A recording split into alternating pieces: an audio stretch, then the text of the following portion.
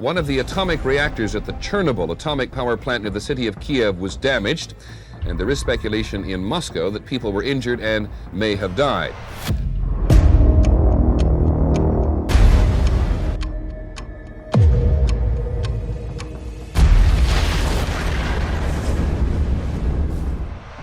Chernobyl, once a name etched in tragedy, now whispers stranger secrets. Decades after the explosion, scientists still return, only to uncover discoveries more disturbing than the disaster itself. From radiation-feeding fungi to a reactor that won't die, here are 6 shocking finds inside the exclusion zone. Number 6 will chill you.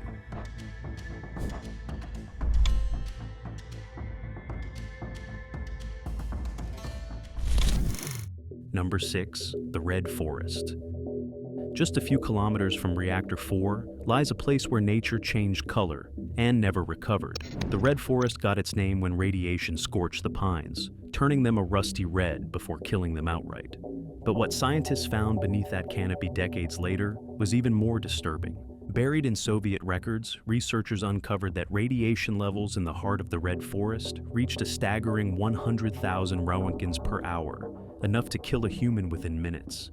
Trees didn't just die, they absorbed the blast like biological sponges, creating a radioactive death belt that pulsed with invisible poison. Even now, some areas remain so contaminated that just standing there for a few hours delivers a year's worth of radiation exposure. Wildlife avoids the core instinctively. Motion-triggered cameras show animals darting away from the most irradiated zones, as if they sense something we can't. And when creatures do stray too close, they display erratic behavior, like they're being pushed back by an unseen force.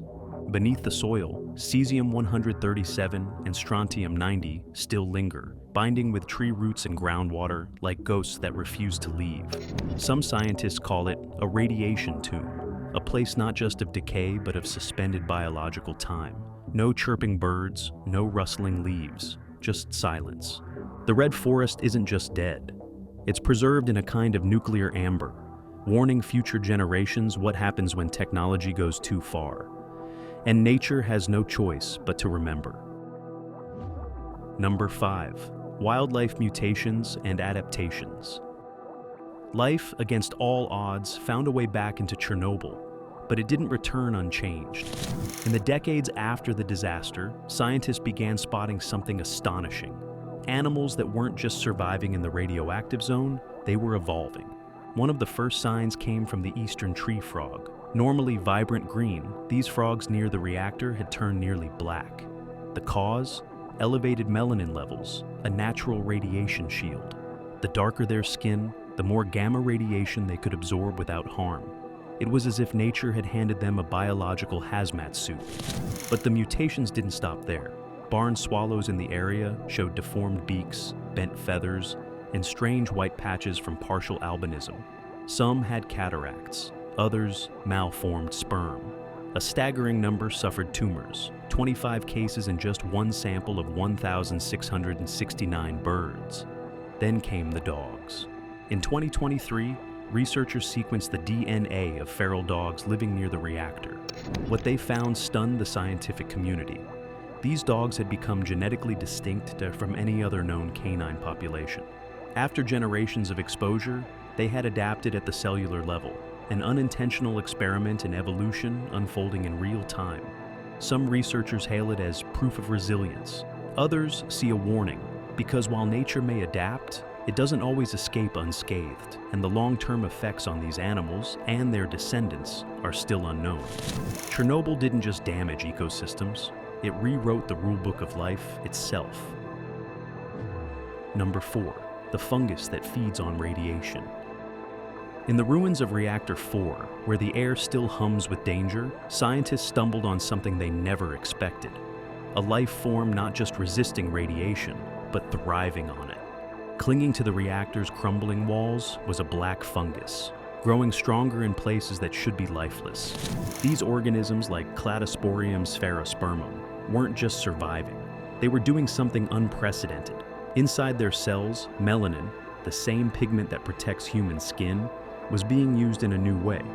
Researchers discovered the fungi might be performing radiosynthesis, converting gamma radiation into usable energy, much like plants use sunlight in photosynthesis. It was a breakthrough that flipped biology on its head. Radiation, the killer of cells, had become a source of life. Then came the most mind-bending part. In 2020, tests revealed the fungi could actually reduce ambient radiation by nearly 2%. These organisms weren't just resistant, they acted like living shields. NASA took notice, sending samples to the International Space Station. If proven scalable, these molds from Chernobyl's reactor could one day line spacecraft walls, shielding astronauts from cosmic rays. But there's a deeper, haunting implication. If life can evolve to feed on radiation, what else might be possible? What other extremophiles could exist in nuclear wastelands, or on distant, irradiated planets? In the most toxic ruins on Earth, something unexpected is thriving. And it's not just surviving the fallout, it's making a meal of it. Number 3, the reactor that refuses to sleep. Decades after the meltdown, scientists thought Reactor 4 was finally quiet. Entombed beneath the new safe confinement structure, it was supposed to be dormant. But in 2021, something stirred. Deep in a sealed-off chamber known as Room 305/2, sensors began detecting a chilling signal, rising neutron emissions. That meant only one thing. Fission reactions were flickering back to life. The source? A substance called corium, formed when the reactor's uranium fuel melted and fused with concrete and steel. This lava-like mass had hardened in inaccessible areas, including Room 305/2, now home to an estimated 170 tons of uranium-laced corium. And under the right conditions, it could reawaken. Neutron spikes suggest that fragments of fuel may be finding a way to reactivate. Think of it like embers glowing beneath a collapsed fire, quiet, but still dangerous. If left unchecked, the reaction could intensify, potentially releasing more radioactive material or complicating the already delicate dismantling efforts. Reaching the room is nearly impossible. Collapsed structures, unstable radiation zones, and electronics frying levels of exposure make even robotic intervention a nightmare. Ironically, the dome meant to seal off the threat may have stabilized the environment just enough to let these reactions begin again. Time is still on our side, for now. But what's happening inside Room 305/2 remains largely invisible, silent, and unnervingly persistent. The reactor may be buried, but deep beneath the steel and concrete, something still burns. Number 2, the glow that defied the darkness. In the nights following the 1986 explosion, witnesses described something surreal, an eerie blue glow radiating from Reactor 4, piercing the darkness like a spectral flame. Firefighters saw it, soldiers felt it, and for years, no one could fully explain it.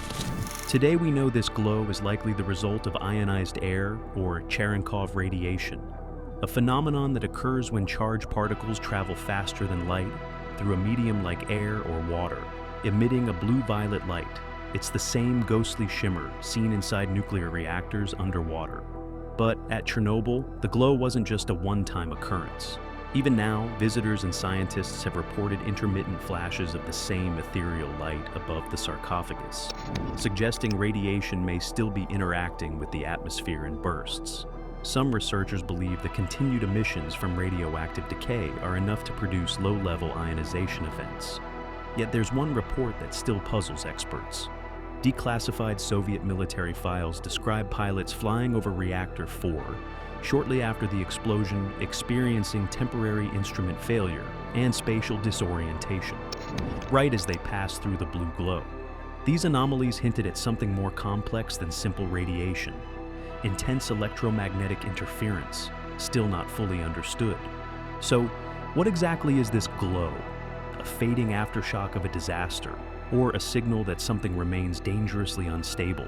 Even with modern science, the light above Reactor 4 refuses to give up all its secrets. It pulses, it flickers, and it reminds us, Chernobyl is not finished with us yet. Number 1, a new future for Chernobyl. In 2022, as Russian forces rolled through the Chernobyl exclusion zone, a new wave of radiation spikes stunned scientists. At first, it seemed the tanks had simply stirred up radioactive soil, but the data told a murkier story.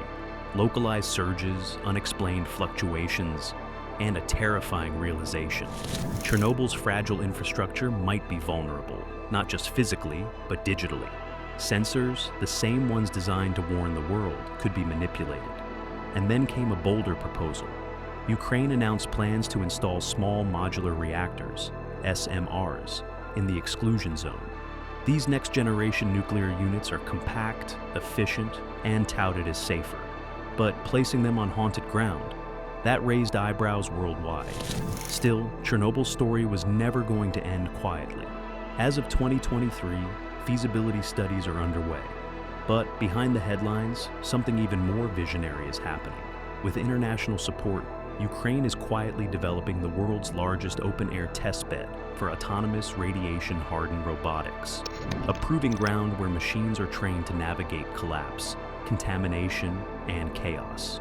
It's not just cleanup, it's preparation for future disasters, for deep space, for Mars.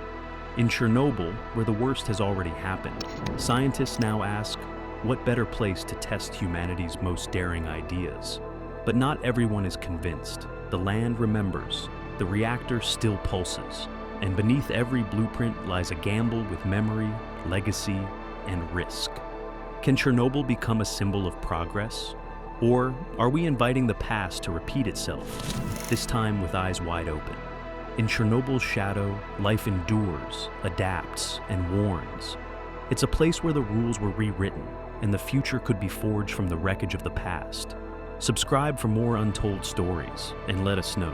What would you dare to uncover beyond the perimeter?